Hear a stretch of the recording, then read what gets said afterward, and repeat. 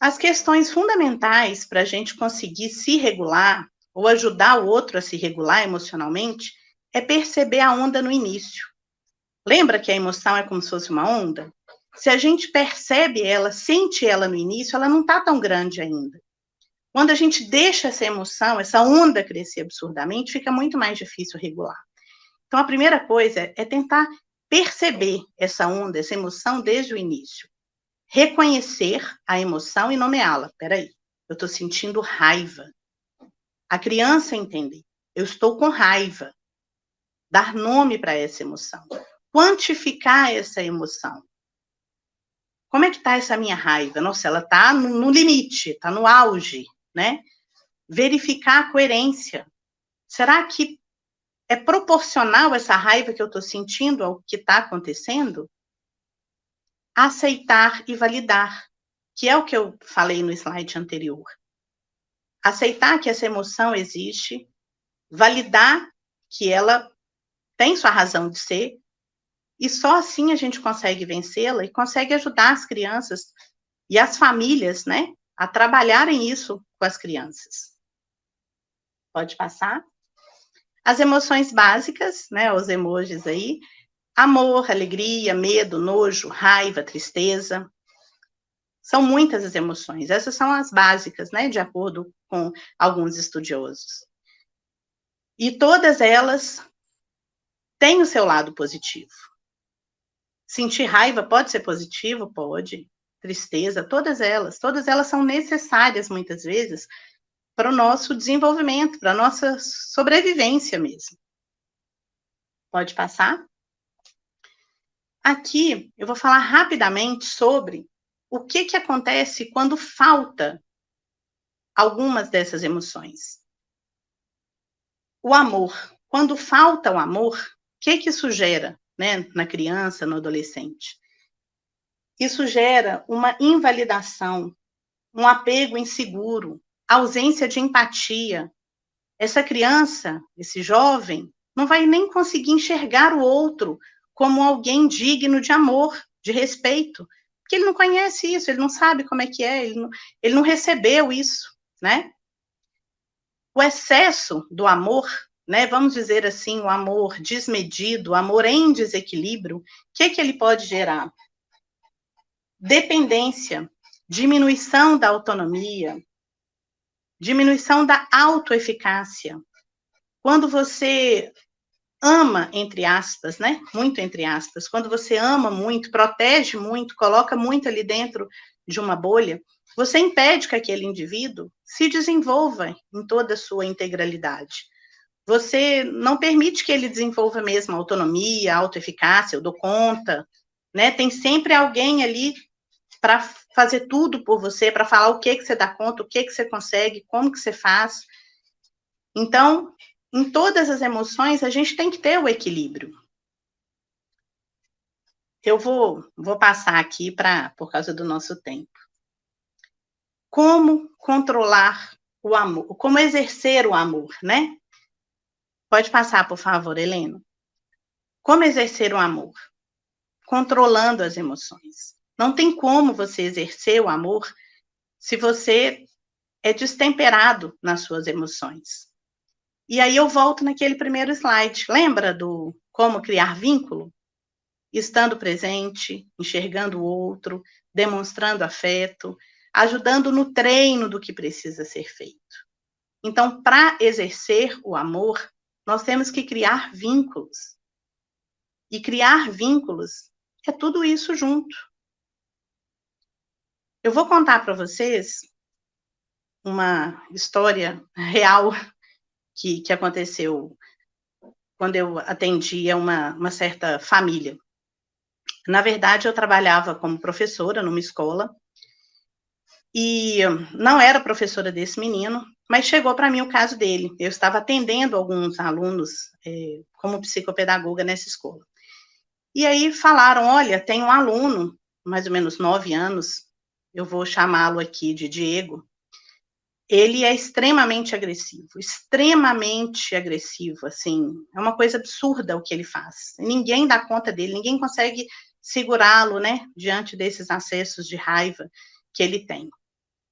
E então eu chamei esse menino, tentei entender, conhecer, e para isso, é claro, eu precisava conversar com a família. E eu descobri também que a família tinha, era uma família bem complicada, né, essa mãe, por exemplo, ela já tinha, eh, esse menino já tinha sido retirado da casa, né, dela, por 2 vezes ele tinha ido para um abrigo e depois retornou. E aí eu fui entender o que que acontecia, né. Esse menino, a mãe me contou que desde muito pequeno, desde bebezinho, no berço, ele agredia a si próprio. Ele batia a cabeça no berço ou na parede e tinha esses acessos, assim, de raiva. Então a relação dele sempre foi muito complicada, e ela sempre respondeu também nessa medida. O quanto ele era agressivo, o quanto ele era desorganizado emocionalmente, essa mãe também era. E aí eu, os convidei, né, para ir até o consultório, e lá eu coloquei essa criança, falei com ele: "Olha, Diego, eu vou te dar aqui umas miçangas, nós temos umas miçangas que as crianças, né, fazem, bijuterias e tal. Eu vou te dar aqui essas miçangas, você vai ver aí que tem essa parte aqui, ó, essas miçangas específicas dá para fazer colarzinho, pulseirinha para meninos. Então, enquanto eu converso com a sua mãe em outra sala, você vai ficar nessa, fazendo para você uma pulseira, um colar, o que você quiser aí". Dei, né, tudo que ele precisava para isso. E fui conversar com a mãe. E nessa conversa que ela foi, na verdade, me dizendo tudo isso, esse histórico dele, né, desde bebê, e como é que ela em casa, ela ela era separada desse menino. Ela tinha uma menina, ela não deixava essa menina brincar com ele, pela forma agressiva dele, e esse menino ficava sempre muito isolado, ela com a menina, ela com o atual companheiro, e esse menino sempre separado, porque ele não conseguia conviver. E isso foi, né, durante muito tempo. E, inclusive, ela me contou que quando ele foi retirado dela, uma vez foi por agressão física, né, que ela foi denunciada por agressão física a ele, e uma vez que ela precisou sair rapidamente, e ela teve que trancá-lo em casa, porque ele era um menino que não tinha condição de ficar com outras pessoas, enfim, ela precisou trancá-lo enquanto ela, segundo ela, era uma saída de 5 ou 10 minutos para ir à padaria, algo assim. E aí ela foi denunciada também por isso. E ele, como eu disse, foi retirado, né, do convívio dela. E quando ele voltava para casa era sempre a mesma coisa, aquela situação tão complexa. E enquanto a gente conversava, ela me contava e eu, né, tentava descobrir formas de ajudar aquela família. Quando terminamos a nossa conversa, a gente chamou, né, o Diego. E aí eu perguntei para ele: "E aí, Diego, você fez, né, uma pulseira, um colar para você?" E ele veio, gente, com 2 colares que ele tinha feito para ela.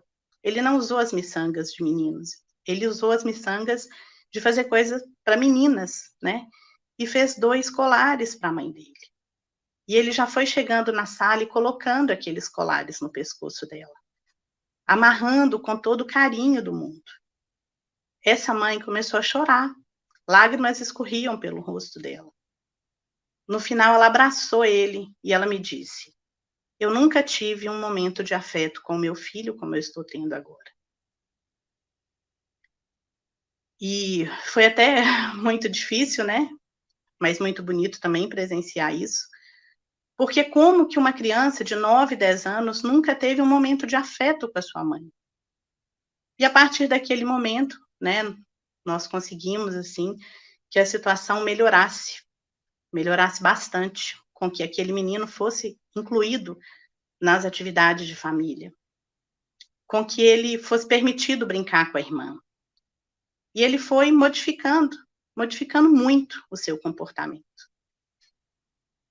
Não, claro, não foi 100%, mas foi bastante. Foi o suficiente para que ele pudesse realmente conviver e ter uma família harmônica.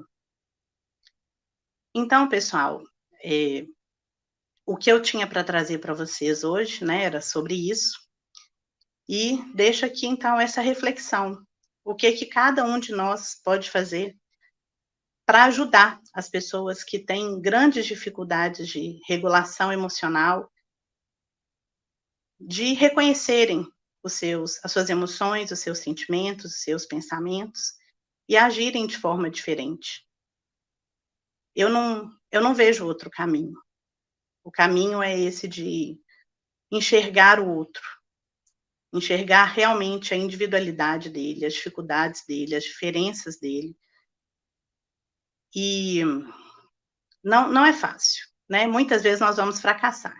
Eu trouxe aqui 2 casos, digamos assim, de sucesso, mas todos nós temos vários casos de insucesso, onde faltaram alguns elementos, né, mas acho que nós estamos aqui na Terra para fazermos alguma diferença na vida das pessoas. Acho que quem está assistindo a essa palestra, né, a voz do coração, tem esse sentimento de ajudar ao próximo, seja no trabalho, seja no seu lar. Então, que nós possamos aprender primeiro a nos amar, a identificar as nossas emoções, as nossas dificuldades, para que a gente possa também, né, ajudar as outras pessoas.